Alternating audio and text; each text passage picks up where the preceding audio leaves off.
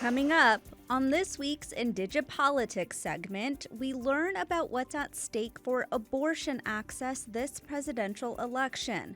Plus, a final farewell. We speak to Melanie Benjamin about her long career as the chief executive of the Mille Lacs Band as her tenure comes to an end. And in honor of Valentine's Day, we say, I love you in many Indigenous languages. That's next on the ICT Newscast.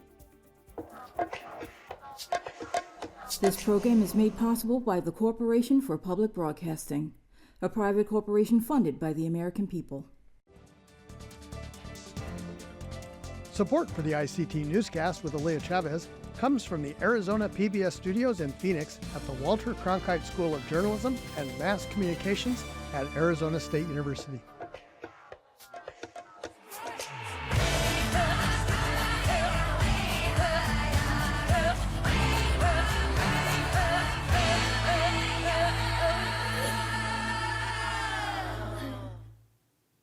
Amirawahopa, thank you for joining us. I am Aaliyah Chavez. We start today in Alaska, where Quakers are paying reparations to an Alaska Native village for their role in colonization. The organized village of Cake has received $93,000 from a Quaker group responsible for the forced assimilation of Native youth. The group delivered a check in person to the tribe last month, along with a 4-page apology. In 1819, a Quaker-ran mission school was established in Cake and ran until 1912. The result of assimilation in this 500-person village resulted in widespread alcoholism, substance abuse, and a suicide crisis. According to Cake President Joel Jackson, the funding will support the creation of a tribal healing center aimed at revitalizing cultural identity. Well, a pair of Washington tribes are suing oil giants, claiming they lied to consumers about the climate impacts of their fossil fuel products. The Makah Indian tribe in the Shoalwater Bay Nation claim Chevron, ConocoPhillips, and other companies knew their products would increase greenhouse emissions. The tribes also claim the companies knew their products would lead to catastrophic climate change since at least the 1950s. Shoalwater Bay said the deceptive conduct and promotion of fossil fuel products without warnings of their dangers stalled the move to low and no carbon alternatives. Well, the company Apple is supporting Indigenous storytelling and Native American history preservation through new grants. The funding comes from the tech company's Empowering Creatives program, which will give support and resources to the Sundance Institute Indigenous program and the National Museum of the American Indian. The announcement aligns with Apple's commitment to honoring diverse cultures.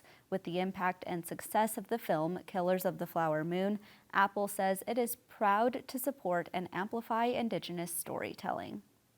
We head now to Canada, where an all-Indigenous team won big at a major tournament recently. The Algonquins, a broomball team from Quebec, won in Syracuse, New York last week. The team is made up of Algonquin and Cree athletes from across the province, and the tournament marked the first time they had competed together in a setting like that. What makes the win more special is that the team was also raising awareness for Cree leukoencephalopathy.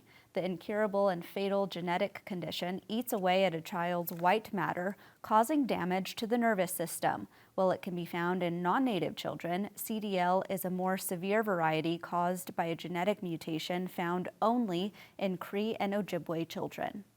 And those are the headlines for the ICT Newscast.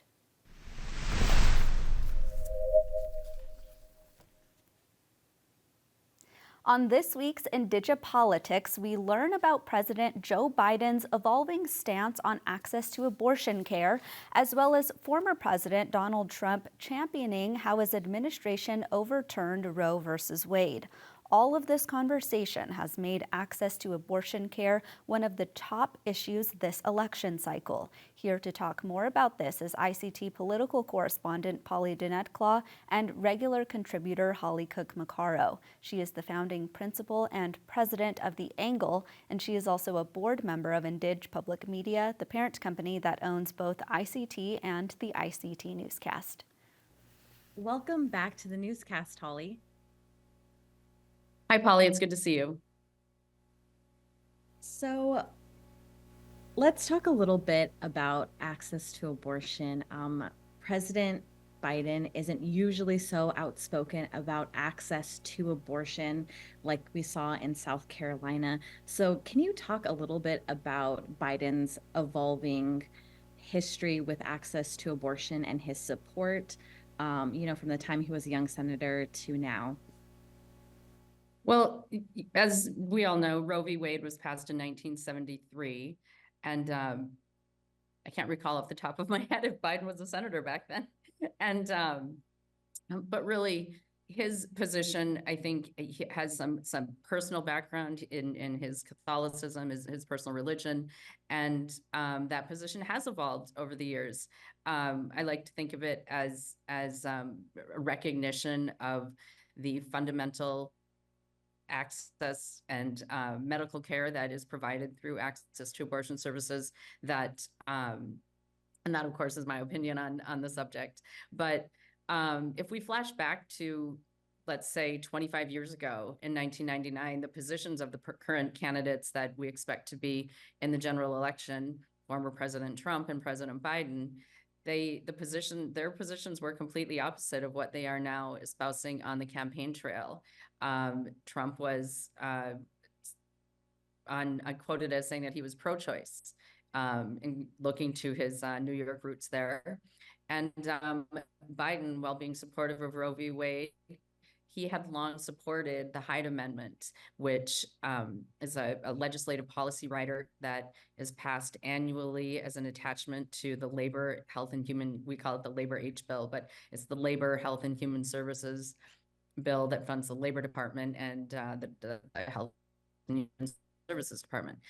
And that bill limits federal funds from being spent on abortion services and really impacts Medicaid and some other programs as well. And can you tell us a little bit more about how the Hyde Amendment, it does impact especially Indigenous women who are trying to access abortion care through Indian Health Service, and especially when it comes to the 3 exceptions, oftentimes that's not taken into consideration at IHS facilities. So could you talk a little bit about that connection? Well, the IHS facilities are federally funded, and the Hyde Amendment specifically targets federal funds. So it has an outsized impact on tribal communities. It has, in fact, an outsized impact on low-income and ethnic and racial and ethnic minority communities because of their reliance on Medicaid. But for Indian country, where we receive our primary health service and health care through the Indian Health Service as funded through administered by the Department of Interior, but through the HHS, Health and Human Services, those are federal funds. The Hyde Amendment specifically targets federal funds. We are probably the most directly impacted than any other community in the country. And during the 2020 presidential campaign, Biden said that he would help to overturn the Hyde Amendment, and he's done a lot of symbolic work around that, mainly not using the Hyde Amendment in his annual budgets. So could you talk a little bit about where that is in terms of Biden's promise? Has it been stalled? Has there been other movement? It hasn't been stalled. The Hyde Amendment is safe and secure as long as we have a Republican majority in the House. The Hyde Amendment, there are also some Democrats who support it, who are in that same place that President Biden was back when he was in the U.S. Senate, where he is supportive of Roe v. Wade, but is also supportive of the Hyde Amendment. So I have been doing this work for 28 years. Amendment is a fact of life in Washington, D.C. I know that President Biden amendment from the appropriations process, and certainly not in this cycle. It's not even on the table as a negotiating point. And now switching over to Donald Trump, who has essentially been gloating about his administration overturning Roe v. Wade because of his placements on the Supreme Court.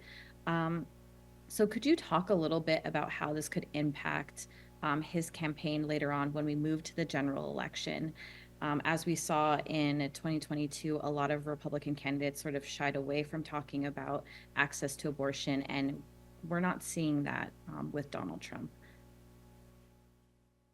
No, and it's very interesting, I think, how we're going to see that play out. I think there were some surprises, both for happy surprises for Democrats and real surprises in terms of losses at the ballot box for Republicans in some of the special elections that we saw, in some of the statewide referendums like Kansas that we saw, kind of a more conservative state there, that where those votes were very much in favor of access to reproductive services. And so it really is going to be interesting to see if the Trump campaign evolves at all. I like that word, as they move through. We've got, a Supreme Court that is comprised of 1/3 of Trump appointees. And so his claiming of his championing and being responsible for the overturning of Roe v. Wade, that's not off base. That he, I think, put all of them in with an eye towards his commitment to the voters and his base, that he would do everything he could to overturn Roe v. Wade. That is what happened under his administration and through the leadership and the votes of those he put on the Supreme Court. It will be very interesting to see in these battleground states that, and I think even down to congressional races, on some of these where it's going to be single digit races, I think several of these might turn on the abortion issue. Well, that's all the time that we have. Holly, thank you again so much for being on the newscast. Yes, thank you, Polly. It's good to see you. Hotter summers, longer pollen seasons, and record rainfalls. These changing patterns are putting our health and the health of those we love at risk. So, communities around the country are taking steps to prepare. State, local, and tribal health officials are using the Building Resilience Against Climate Effects framework developed by the Centers for Disease Control and Prevention, called BRACE for short. The 5-step process is used to develop strategies and programs that help communities prepare a coordinated community response to the health effects of a changing climate. Step 1 is identifying what climate effects are relevant locally, how those might lead to new or expanded health threats, and who is most at risk. The next step is to calculate expected impacts on the local population, and then rank the severity of each threat. This is called projecting the disease burden. What it does is it helps health officials tackle the worst risks first. Step 3 is to identify ways the community can intervene to prevent or reduce health effects. For example, health officials who are expecting more high heat days might consider if it would be more effective to open community cooling centers or to collaborate on housing and development plans to protect vulnerable residents. Then in step 4, health officials work with other community sectors to develop and implement their plan. For example, health officials may work with city planners to reduce the impact of urban heat islands or with broadcast meteorologists to alert people to prepare for extreme weather. Step 5 is evaluation. Health officials assess the success of their adaptation plans and gather lessons learned to apply for future activities. These 5 steps in the BRACE framework are designed to be flexible and responsive to local needs. Any community, whether urban, suburban, rural, or tribal, can use BRACE to prepare for the local health impacts of a changing climate. To learn more, visit cdc.gov/climate and health. Melanie Benjamin has been the chief executive of the Mille Lacs Band of Ojibwe for 24 years. In her final State of the Band address, she outlined the Minnesota tribe's accomplishments. Today is a historic day. Today marks the 40th anniversary of the first State of the Band address, delivered by our great chief executive, Arthur Gabo, in 1982. 40 years. This also marks the 25th anniversary of our 1837 treaty rights victory in the U.S. Supreme Court. Melanie Benjamin has been the chief executive of the Mille Lacs Band of Ojibwe for 24 years. In her final State of the Band address, she outlined the Minnesota tribe's accomplishments. I am proud of the language revitalization movement that we have. And we have this great partnership with Rosetta Stone. So anyone across the world can learn Ojibwe if they so desire. And what I think about what the elders talk about is that language, it has all the answers for us. And it also provides us the opportunity to conduct those ceremonies from birth to death. And when we think about all of those gifts that were given to us by what we call the money doog, that we understand and we learn that through the language. So to me, that we need to know that, and because we are who we are, and we're Anishinaabe, and one of our responsibilities is to keep that language and pass it on. So that's, I think, very important to us, because it kind of solves a lot of issues if people start to understand the language, and it gives people self-esteem. Kids have a better outlook in life, and all of those positive things that happens with that. But one of the other big issues is the reservation boundaries. We had a treaty right case that went all the way up to the Supreme Court, and it was in our favor. And so that our hunting and fishing rights still exist. Well, after that, the Mille Lacs County decided that they didn't like that. And they also decided that they believe that there is no Mille Lacs reservation. It was diminished during the Nelson Act times.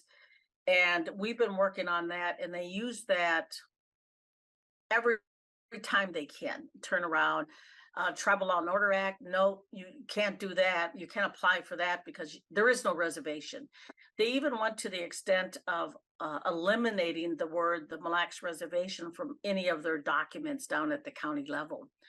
And so we had a lawsuit, and with the Tribal Law and Order, they said the reservation didn't exist. So therefore, where are you supposed to perform your law enforcement duties?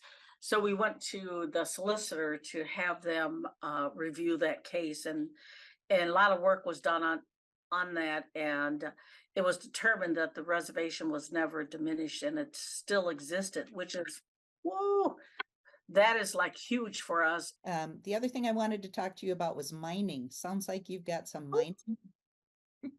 mining potential up there, perhaps?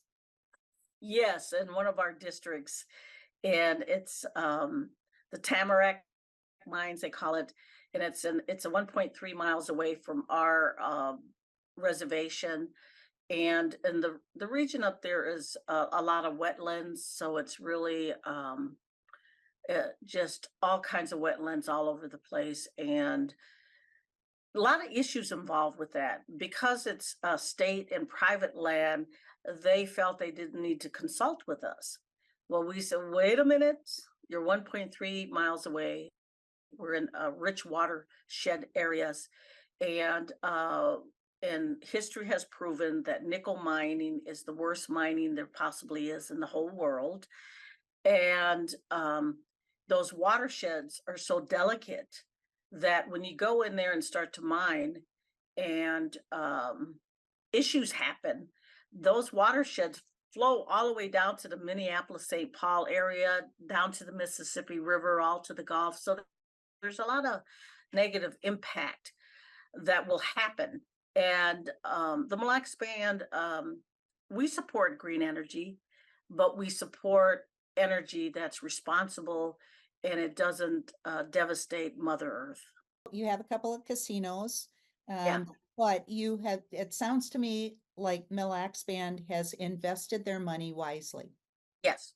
So we have what is called a net revenue allocation plan. And back when we started receiving some revenue from gaming, we determined that we had some priorities. And that was long-term savings. And that's so a portion of the money goes there every time there's a disbursement.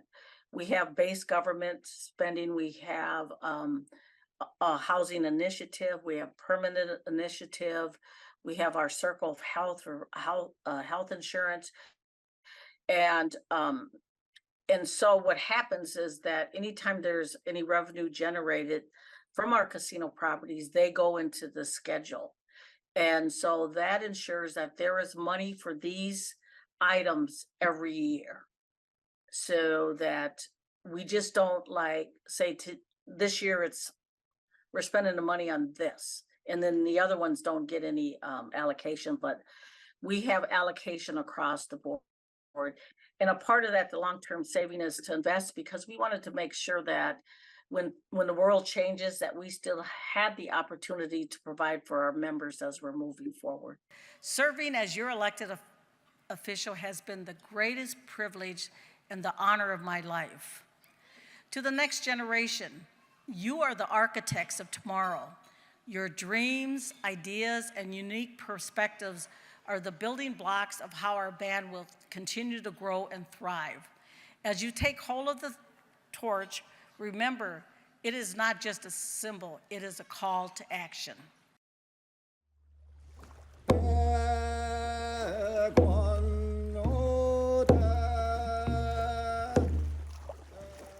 Woolly,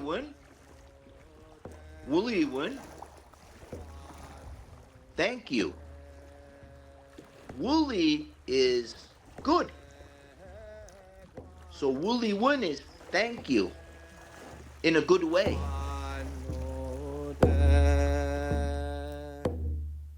It's the home of the Flander Santee Sioux tribe, 2 high schools, and now an athletic hall of fame. ICT Shirley Snavy takes us to her hometown where sports are king.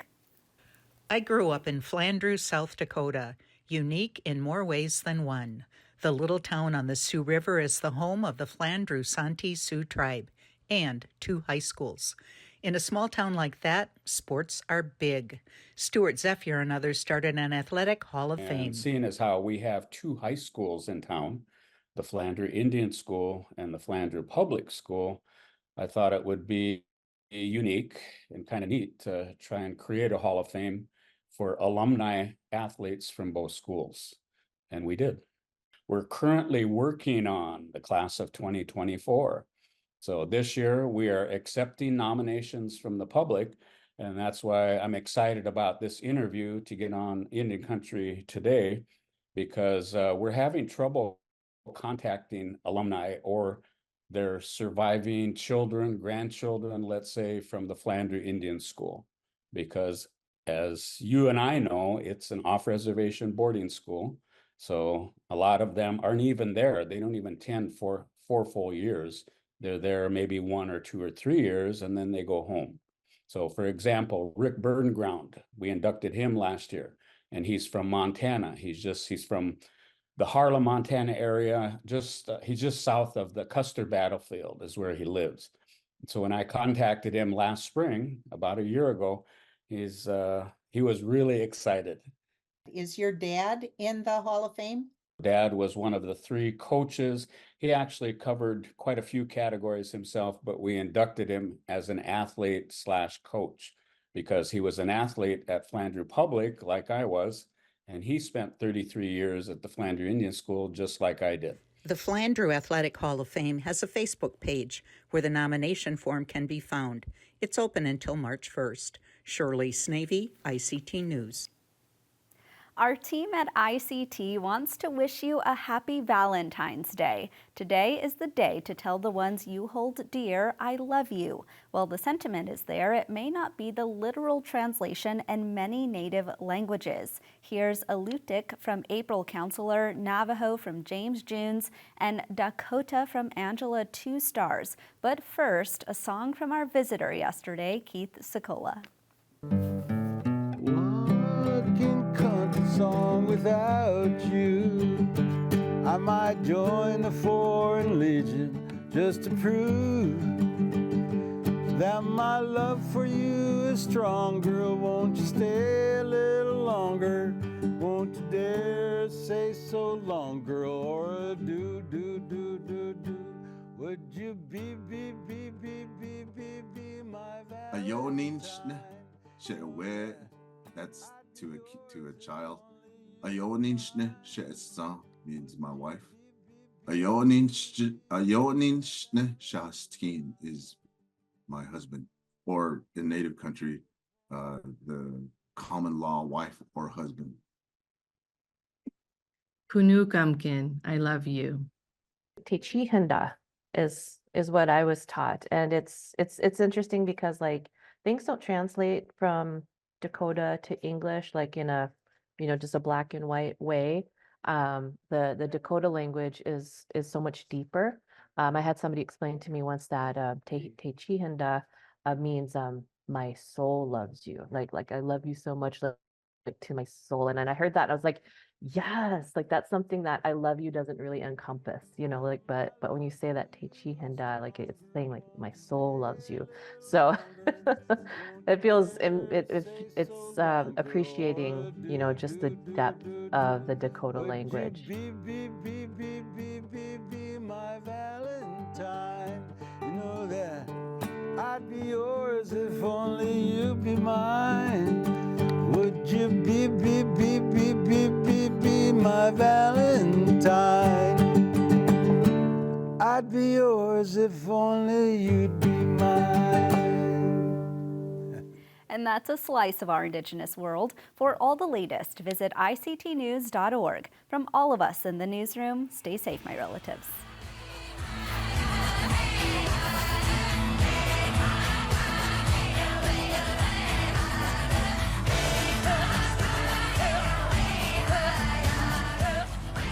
This program is made possible by the Corporation for Public Broadcasting, a private corporation funded by the American people.